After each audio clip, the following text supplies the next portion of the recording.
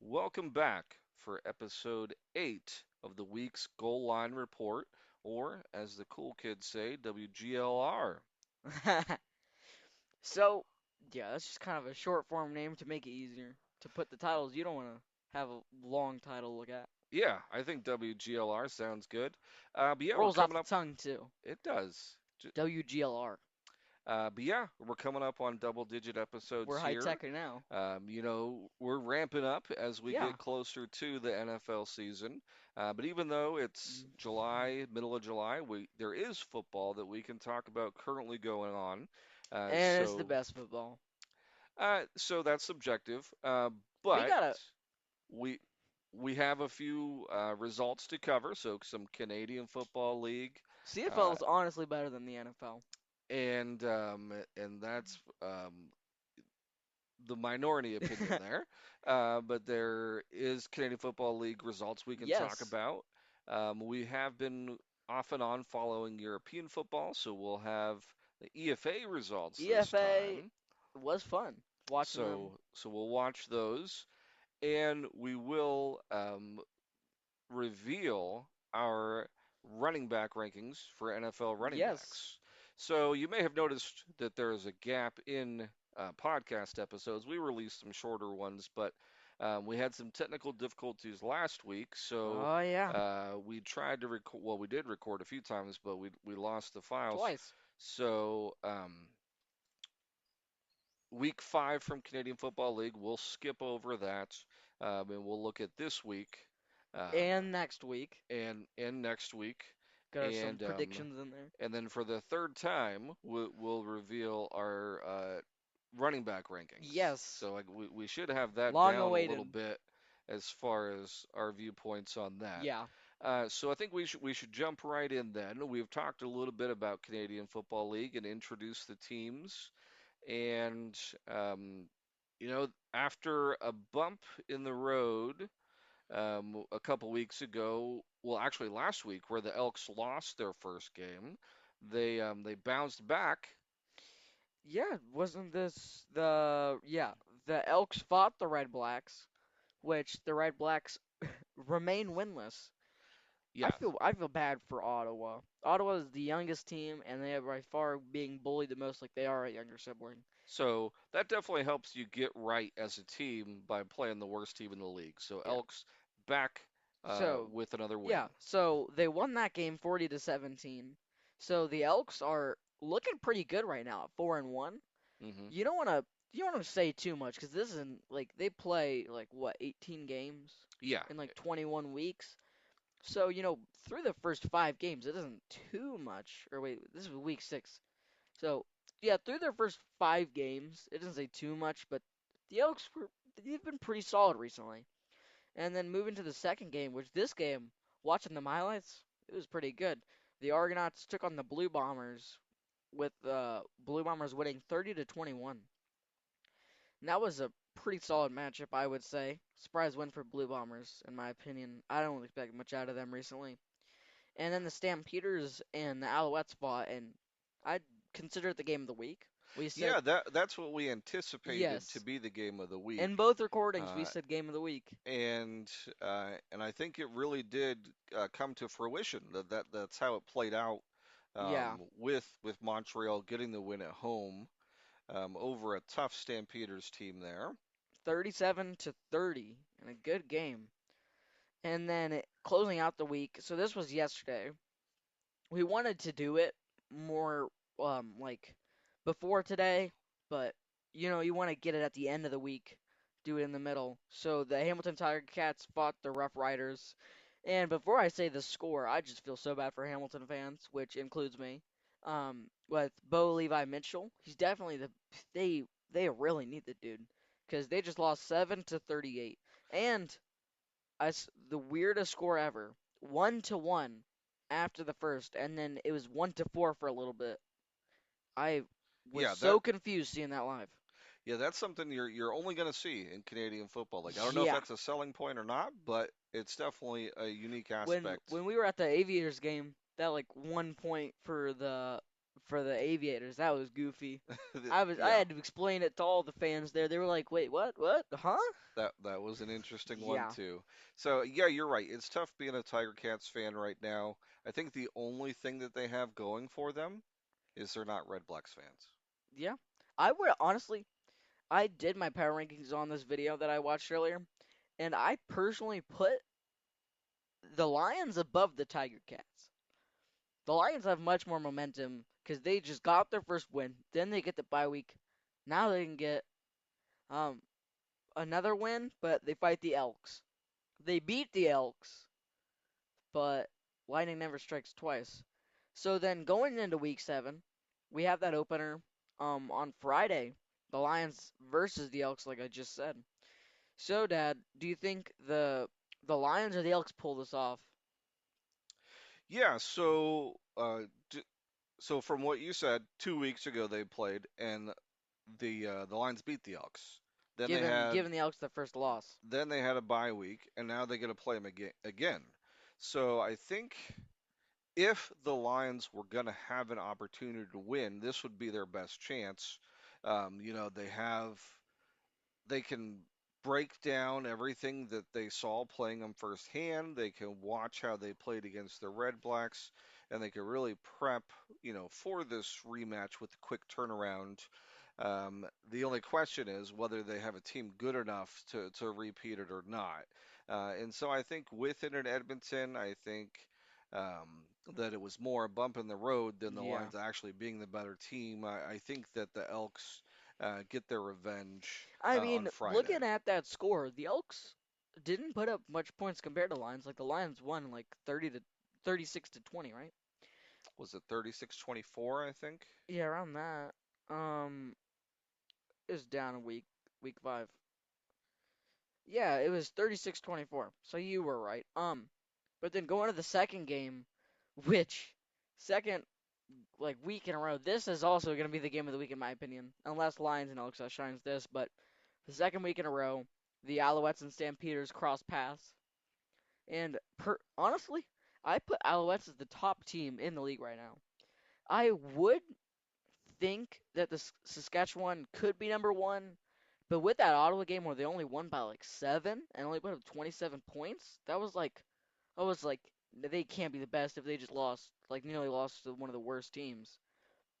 So I personally have the Alouettes in the top spot with Elks in third, Saskatchewan second. But yeah, maybe Stampeders pull off a win there, but personally I'd take Alouettes. I think the Stampeders win. I think it was a close game last week. I think Yeah, Stampeders at home now. I think that they can be the team that comes out and they split their 2 game series there, I think. yeah. But yeah, I think that will say a lot about how close these two teams are, or if the Alouettes really are the better team. So then going to the third game, we have the Argonauts taking on the Tiger Cats. So as a Tiger Cats fans, like as a Tiger Cat fan, I want the Tiger Cats to win here, but I am also not delusional. So I'm taking the Argonauts to win this, even though they're the away team. It might be like 40 to like 13 blowouts. Yeah, the Come Argonauts on. they've been competitive, but it seems like they've kind of been on the short side more often than not. So I think this is an opportunity for them to get back It's in the like win column. the Argonauts have been interesting watching because they seem like some weeks they look unstoppable, unbeatable, and then other weeks they look horrible. Like that Stampeders game where they got murdered by the Stampeders, but didn't they beat the Alouettes? Like they're all over the place, and it's the most confusing thing about the league, I'd say right now. Unless you're like an Ottawa fan and confused on how your team sucks so bad.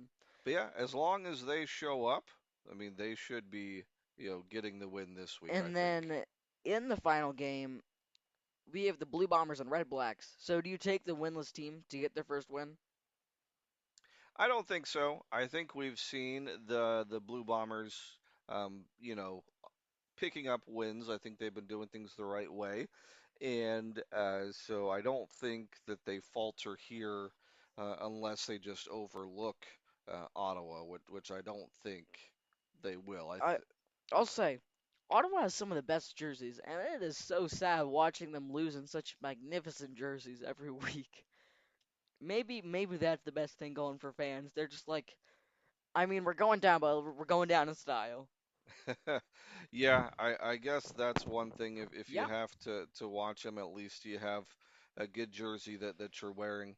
But I think that wraps up the Canadian yeah. Football League pretty well for us with Hopefully, we get a week full of amazing games, but I don't ever want to say that because then we're gonna get some stinker where it's like 10-7, like that Broncos Raiders game. yeah, I think we'll have a couple good games there. But yeah, let's look at just kind of shifting gears. We mentioned the EFA. I know we've kind of talked about the Like Europe on and off. Like the we talked about the AFLE a bit, and we've talked about the EFA a bit, but we've talked about AFLE more. Like we even had a whole episode with the AFLE thumbnail, which, by the way, that was magnificent. I made it. I know you I'm deserve awesome. all the credit for that. Yes, I mean, so I had a little bit of help on it, but I was watching. I woke up early for this beautiful, magnificent game. We watched the Paris Musketeers take on the Prague Lions, and this was amazing from the get-go. Like, I thought Paris would get the win here, and they were looking pretty dominant, but then Prague got together a very good drive with the final bit, and they ended up scoring. And I was like, everyone was going nuts in that live chat, and then they were like insane. Like I think they went for the 2 point conversion and they got it. And I have never seen a more active live chat for a small football league. Um, Hmm. and Prague got that win. That was very much needed. And if Prague didn't get that win, the playoffs were secured with like Nordic, Munich, and I think Paris making it. But with Prague winning that, they still have a chance. They're like 2-4 right now, and they are looking on the come up. Like their quarterback, like I think his name is Henderson. He's amazing, and I wouldn't be shocked if we saw them in the playoffs.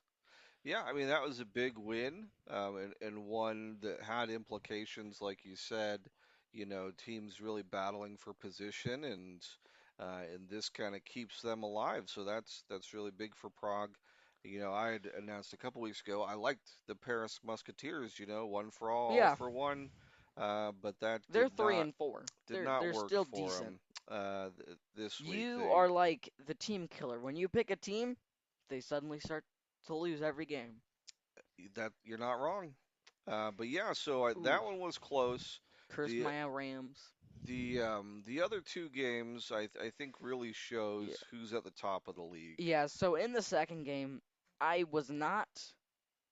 I This was the first game I watched in the week. It was the Nordic Storm versus the Raiders of Tyrol. And then everyone was talking about how the Paris Prague game was so much better, so I went to that one. But when I came back, I was like, I didn't miss anything. Nordic was still dominating Raiders. The Raiders, I think they're still winless, and they still suck. Yeah, so Nordic showed up. They did what they needed to do. They got the win. They just proved they're the better team, which wasn't really a question mark ahead of Yeah, time, but they still played it yeah. out on the field. You So still it have to show up. so it finished Nordic 40, Raiders 14. They tried to get a little bit near the end, but didn't get much. And then with the final game, I did watch most of this game live, and I will say the live chat was better than the game. Munich basically had a shutout going into the half, I think. They ended up winning that game 38-5 as my Munich Ravens got a major win as the away team, which was pretty good. Or maybe they weren't the away team, but they weren't wearing their team colors. They were wearing white. So Okay, I don't all know. right. It's like with so many leagues, they have white as the home, but in the NFL they have white as the away, and it's so difficult to understand.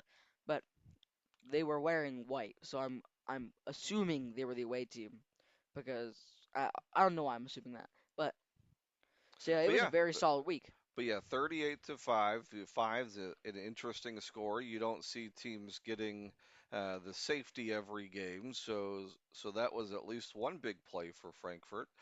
What Um, happened was, I remember this. I'm pretty sure Munich got an interception or a fumble right there, and then they just got hit immediately in the end zone. that'll do it. Yeah, Yeah. that definitely will. I was trying to look at the box score, but it's hard to tell even from there if it's in Munich or Frankfurt there. So doesn't help me too much. But yeah, Munich's 7-0 now, so definitely a strong performance this whole season by Munich. They definitely look like the team to beat in the EFA. So we'll kind of see how that It's progresses. it's a And little difficult to understand where the arena is because this is the biggest rivalry in the league because this is two German teams, mhm. so they're in the same country.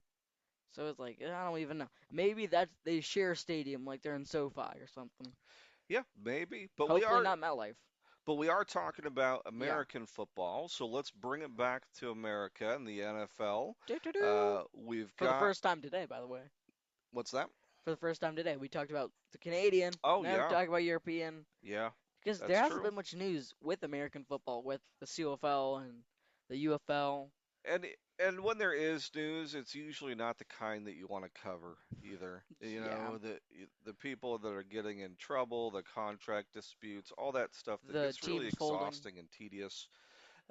So, but yeah, let's do the other thing that is fun. Let's put together a ranking. Because we've still got a few weeks till training camp start. A month till preseason games, 2 months till the season. So yeah, Yeah. let's look at the top 10 running backs and really see how those compare for us here. So I'm just gonna go with my number 10. So like we started with MetLife, introducing to you guys Brees Hall. So Brees Hall, he's still very young, and he is probably the biggest shine on the Jets. I don't know why they didn't trade him.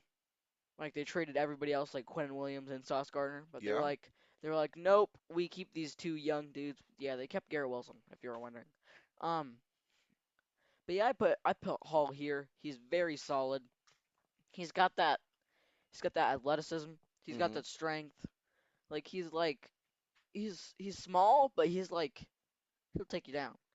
Yeah. I Kind of mean, he kind of gives you that Tank Bigsby vibes. If Bigsby was like way better.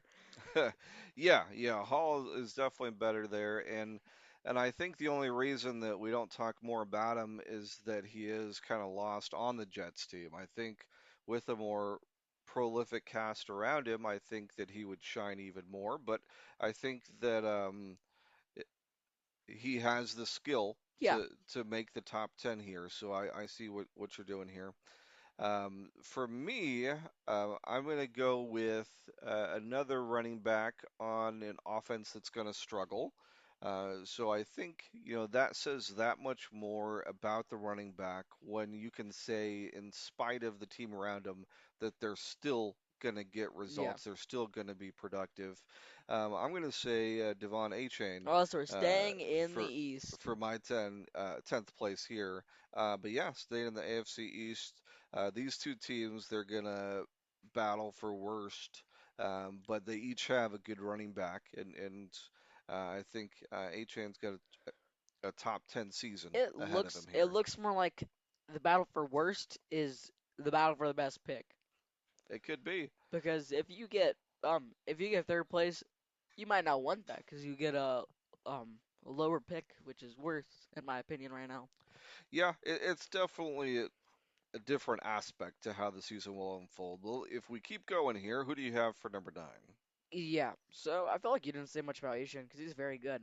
But going to 9, so he got that Super Bowl MVP.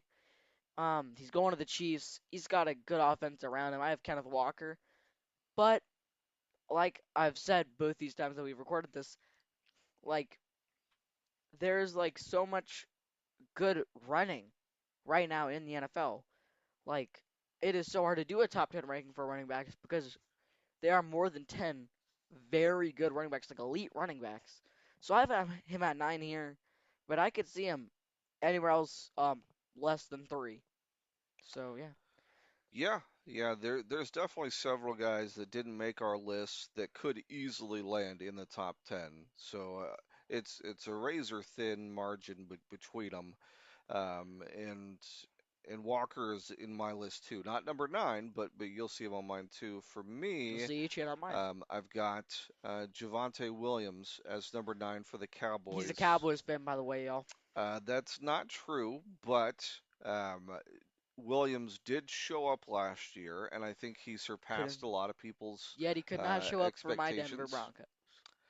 Um, I think that the, with that team, that the passing game is so prolific that it really opens up Yeah, for him to be productive. It makes things that much easier.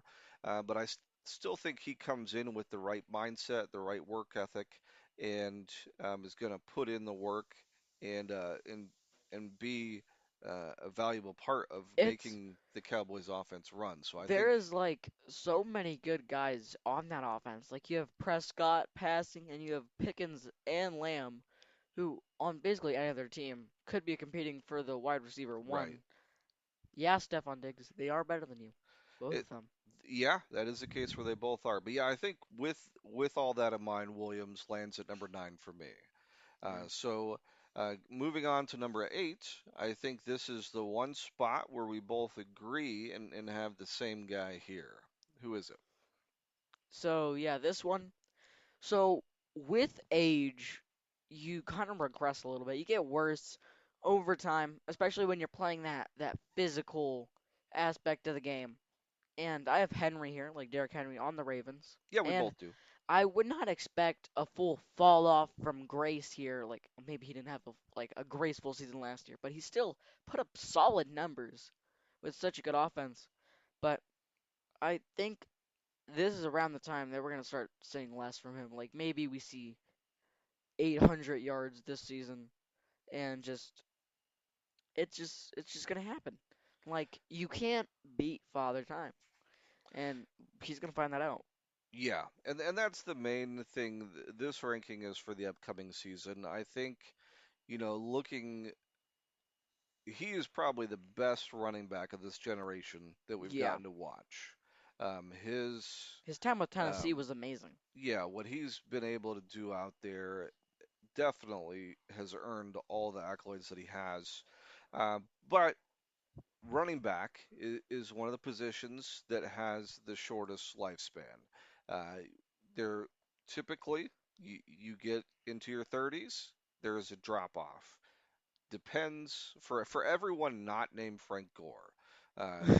There's a drop off there. Like maybe it's at 30, maybe it's at 31, maybe for Henry it's Yeah, 32, but it comes sooner than later.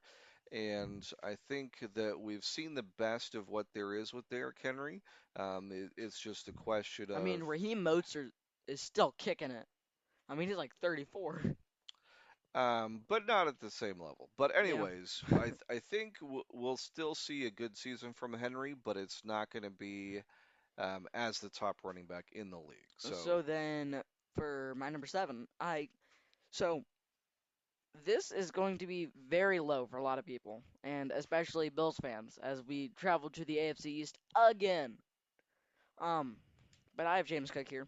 So, like I said earlier, there are so many elite running backs right now, and I could put him like I'd even put him as high as number three.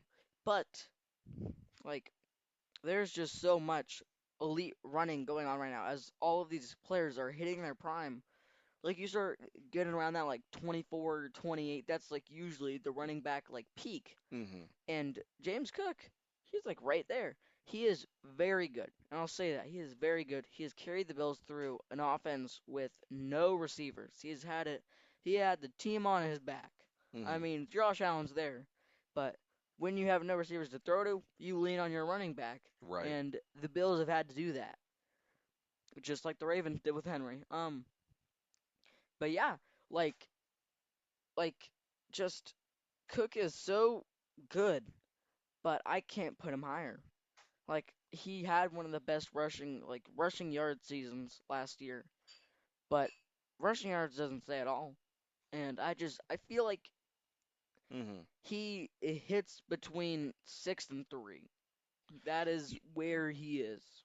Yeah, yeah, and that's fine because it sounds like these guys are really all close in ranking for you, and that Yeah, it doesn't take much. There's not a big difference between sixth and third, a little earthquake and everyone could be which mixed up. I agree for the most part that there's not a big difference. But for me, You put him way number higher, 7, Christian McCaffrey. and we are Um, very different with that. so, and it's just like we talked about with Henry. The lifespan of running backs is shorter. He's going He this. McCaffrey is, I believe, 30 now. Yeah, this Um, is going to be. Last year was amazing, but this year, if he gets off how he was last year, this could be his best year, or at least top 3. But this is like I would say this is his last good year. I mean, if he can get 100 rushing yards and 100 If receiving he can keep his yards, Achilles clean, then yeah, that is a great season. I don't necessarily see that level of success from him.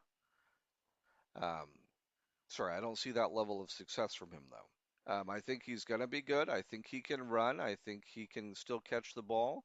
I think that he still has a little bit left in. I just think that with this position, it just so quickly you rise and fall. And I think that with McCaffrey, we've seen his best too. And even if he's still good, I think as he descends, others are passing him by. So I've got him here at number 7. And if it's we, respectable, yeah, so and I respect if you don't agree with that, but and I don't. let's move on here to number 6 then. Who is just outside your top 5? Yeah, I have JT right here, Jonathan Taylor with Indianapolis. So the Colts, like with them losing Michael Pittman and like signing Alec Pierce, like they've had Alec Pierce, but getting him to more money, like before he got this deal, I didn't even know who he was. Like you don't hear much about some people, and they're supposedly good.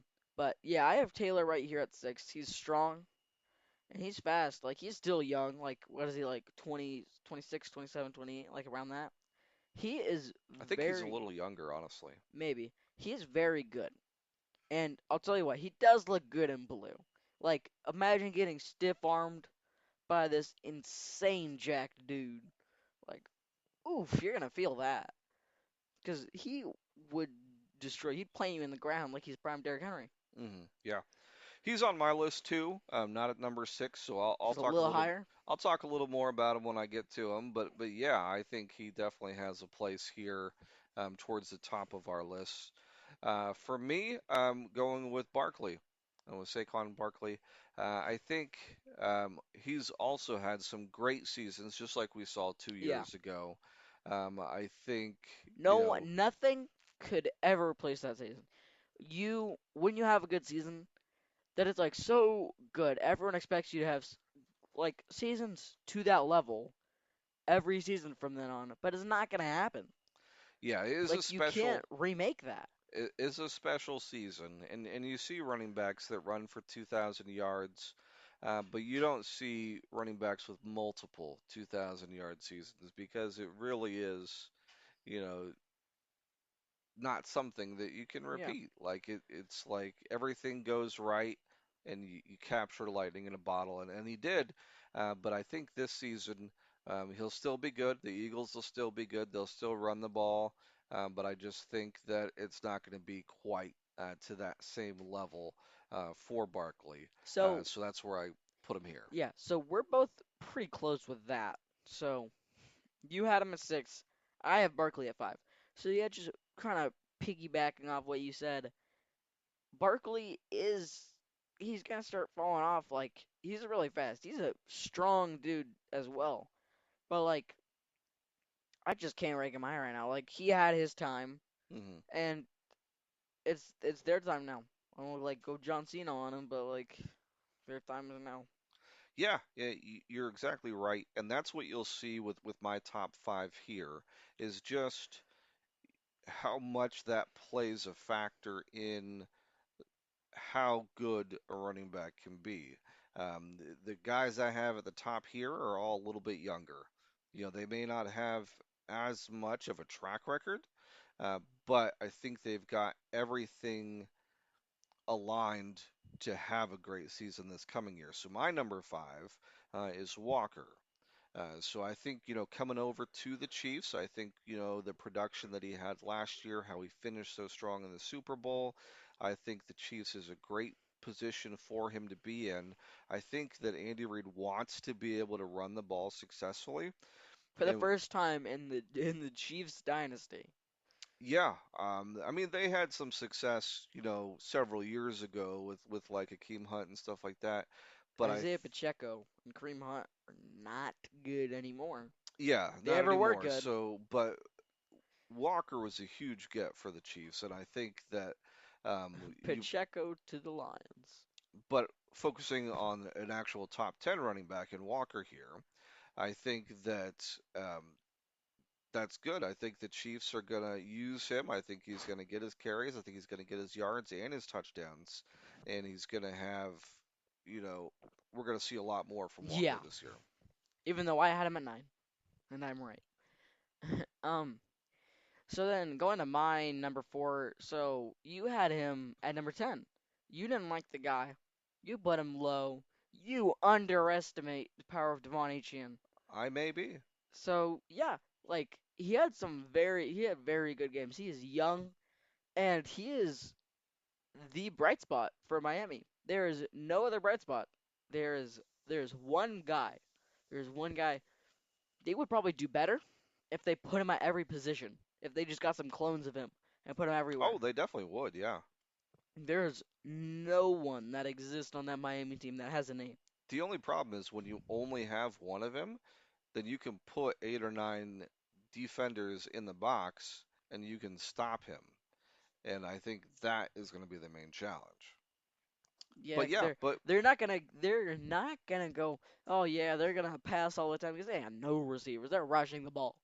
First down, second down, maybe fourth down even, fourth and short. Like they are rushing like 3 out of 4 plays. They might they might fake punt and give it to him. You never know. They're gonna use they're gonna milk this guy till he's down, till he's retired. yeah, I mean they're going to run it. They're going to run it with Achan. They're going to run it with Willis. They're going to, play action to the tight end, but it's going to be a What tight lot of running. end? Yeah.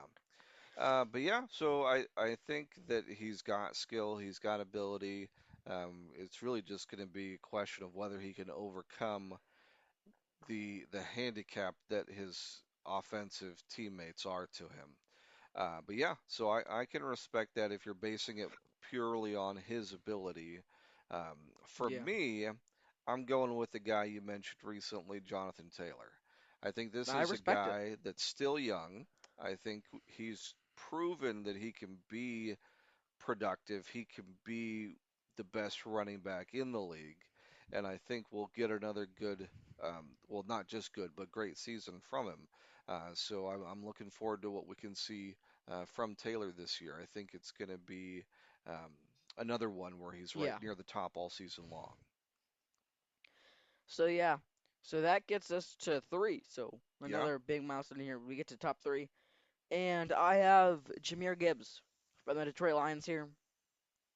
So Gibbs is really young, and I am expecting a lot out of him, like most people are. Hopefully, he delivers. Like he is young, he's strong, and he is on an amazing offense with all those guys. So he deserves that top 3 spot. Hopefully, he's good.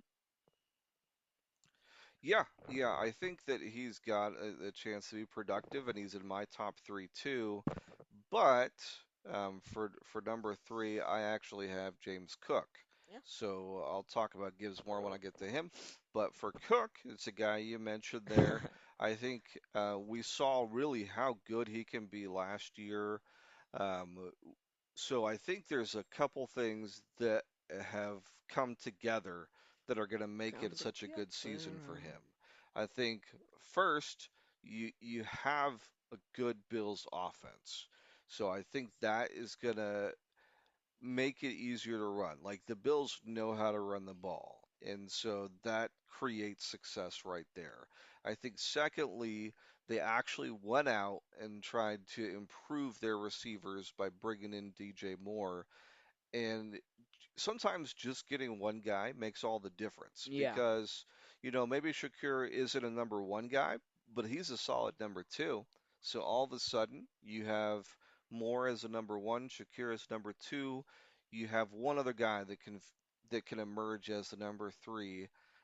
Who that'll be is still up for grabs, but like your wide receivers are immediately better, so the passing game is going to be better. So that opens up the running game. Plus, Cook himself is just a good running back. yeah, He's shown that he can handle a strong workload and continue to deliver. So I think that the Bills are going to stay committed to the run.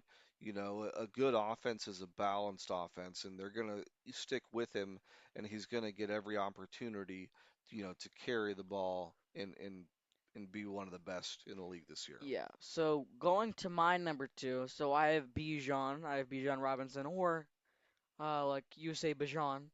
So yeah, I honestly, I'm going to be upfront about this. I might have made a mistake on my list. Maybe he deserves number one, or maybe Gibbs does.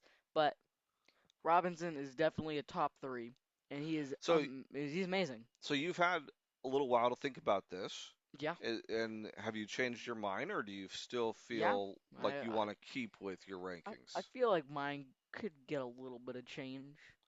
If you want to change it here, now's the time to do it. All right. Well, well, that gives you a spoiler on who's number one then. All right, that's okay. That's So yeah, y'all just be John. He's number one. So then bring him down a bit. I have McCaffrey. So yeah, maybe that was a little too high, but he's a top five. He's a top five running back. There's no question about that. Yep. You can sue me. I don't care what you say. He is a top five by far. He is the best pass catcher as a running back, and he could put up like 16 rushing touchdowns and like 7 receiving. Like he is the goat of catching passes as a running back. I mean, McCaffrey has had an amazing career. I remember him playing at Stanford, just being such a dominant force. I remember him coming to Carolina. And now that we've seen him with the The only 49ers, time I'll ever like play for a Cardinal. he's been exceptional. Like he definitely has been an elite force. For me, it just comes down to question of how long he can continue that. If you still think he's got enough in there to be among the best, then put him number two. Yeah, Um, I I, will. I think That's what I that did. he's losing a little. You lose half a step, you You're you lose a crazy. little bit of that durability. Unless he loses both legs in an amputation by some Poland nurse, he's top five. I don't care. All right, so you have him at number two. I had him there at number seven. So a little difference. We'll see who's Mine's better. who's right on that one. For me, number two is Gibbs. Yeah. I think we both agree that he really is coming into his prime right now. The last couple of years, the if anything, the Lions kind of held him back a little bit, instead of overworking him, overusing him. Um, So you're we saying they held him back by not overworking him? Well, kind of like they restrained him a little bit. It's like now they're letting him loose. Um, Part of that was you didn't want to put too much on him, He's you still know, young. and He's still he's growing into he's that. and I think he has grown into it. I think that I mean, that you could say the last few like, years he was growing into it. yeah. And that's why I'm saying next year he's a top three running back. Yes, yes. So we agree on that. I have him Yes, at we number do. two. So I think that the first couple years we saw him split carries with Montgomery. And I know for myself at least, so it was a little frustrating. I wanted to see more Gibbs. I thought You're a that Detroit fan that he now. was. Welcome to the club. I mean, as far as You want to from see them shine. I from understand. watching, yeah, I felt like he had more that he could do for the offense, You need and to be a reporter. so I wanted to see him out there. Yeah, Um, and I'm glad that he'll have that opportunity now. I think that I think we'll see him reach his full potential. I think yeah. he'll deliver. So I feel like this is a done deal right here. We both have him at number one. I am going to introduce him because I am the better caller here. So yeah, Bijan Robinson is the number one running back going into the next season, and he will be the best next season. And maybe Gibbs is close, maybe Gibbs is better, but Robinson's better right now, and he probably will be better. Yeah, so I also have Robinson number one. I felt like maybe I talked you into that a little bit because that wasn't your initial thought, but Oh, this was my thought like a week but ago. I give you credit because y you were open and um, you're willing Now maybe to Gibbs is pivot. number one. You, Trying you to talk me out of it. you're willing to pivot and say, hey, actually, with all the information, with everything I've reflected on, I think that I've Robinson will be reflected the best. Yes, on. that's what I'm saying. That's what you were thinking. I haven't And listened to what you said. but no, I give you credit for being willing to make that mm. change. Um, and yeah, I think we both see that there's so much He's got that that height to him too. Robinson He's tall. can He do. is so tall. I think he's really an electric player that's exciting to watch. Anytime he touches the ball, Yeah. um, he has a chance to break it wide open, and I think that he's really gonna carry the Falcons this year. Sorry, I So thought. yeah, that'll do it for our top 10. But I'm gonna slap you something here. What are your top three most underrated running backs? So I'll just list my three, so you can give you some time for some. So for number three, I have Chuba Hubbard for the Panthers. You know, he got knocked off with Rico Dowdle taking his job, but Chuba Hubbard is very good. Hmm. And then for seven, I have Travis Etienne, or as he says his name is, Achan, which if that's his name, I'll go with it, but I don't personally think it is. Um, but I have him there. He's gonna be a good player with the Saints, and especially with Kamara helping him. He got that veteran presence helping HM. So then going to my number one most underrated. So I might be a little biased here, but Quinshon Judkins, everyone is underestimating him. Everyone's like Travion, Genty, all these guys are better than him. Everyone forgets that Quinshon Judkins was amazing before he got injured, and even like he's going to be amazing next season. I personally have him 900 plus yards, and I have hit him Hmm. 9 plus touchdowns. He is going to be solid, and who's gonna stop him in that running back room? Jerome Ford and Dylan Sampson are not gonna take his job. No. Samson, with all due respect, we share a namesake basically, but you're not good. You're not as good as him. And Ford, you're designed to catch screens. Is Ford even on the Browns? I'm not Last sure time he's I still. checked, I don't know. But yeah. So you asked me for three that are underrated, um, and I don't know if these are the best examples of being underrated, but I think these are ones that could easily be in the top 10. For me, I would say Bucky Irving. Yeah, I think that he has that potential, and I think Chase Brown. I think Chase yeah. Brown really showed what he could do last year, and I think he can build off of that. The third one I was going to say is what you mentioned too, is Judkins. You Yeah, know, I think that there's gonna be a second year running back that's gonna blow up our top 10 because yeah. there's several that we didn't list, and I think one of those is really gonna emerge, maybe even as a top five running back, but it's just a question of who's gonna The take that it is opportunity. a young man's job. That is what a running back is. It is a young Exactly. man's job. If you are So older than 30, you're it, probably not going to be the it starter. could be O'Marion Hampton. It could be Probably not. Ashton Genty. Uh, Travion. so there's several. Yeah, Travion Henderson. So there's several that are going to have that opportunity, and someone's going to prove us wrong here with Yeah. our top 10. I will also say, before we end this off, you guys hate too much on Kyron Williams and DeAndre Swift's names. They are amazing. You need to stop underestimating these guys. Because I, I saw something, it was like if like this guy was like I don't know, it was like they were like if Chuba Hubbard goes to the Rams, he could easily take Kyron Williams' job. And with all due respect, I love Chuba Hubbard, but he is not taking Kyron Williams' job. Kyron Williams was amazing. He is going to be the Rams starter, and he will stay the Rams starter for as long as he's good. And he's I, good. yeah, he's okay. I don't know about DeAndre Swift, like that Manungai guy going into his second year, he might steal the job, but like Yeah, DeAndre Swift is underrated. I think these are two guys that are that they're solid. Like Yeah, like if they're in on your team, if they're on the field, that it's not a weakness. But I don't necessarily feel that either one is top 10.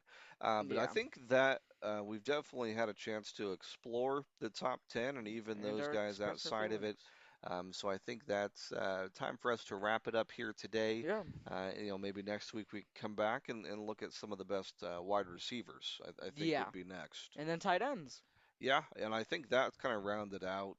Those are Yeah. really the positions that inspire the most debate and um, Maybe edge rusher. Maybe cornerback. But pos possibly, yeah. kickers. Um, There's some things, but there's yeah. a few that we could do, but those I think are the most compelling. So we'll do those, and then we'll go from there. And But that's let us know what you think. You know, who you think is in the top 10. what you thought of the Who CFL. Yeah, who we missed out on, who should be there. The AFA Like, was any good. subscribe, Yeah. just jump in and participate and help us build what we've got here. Yeah. So that's just us signing off right now. All right, thank you.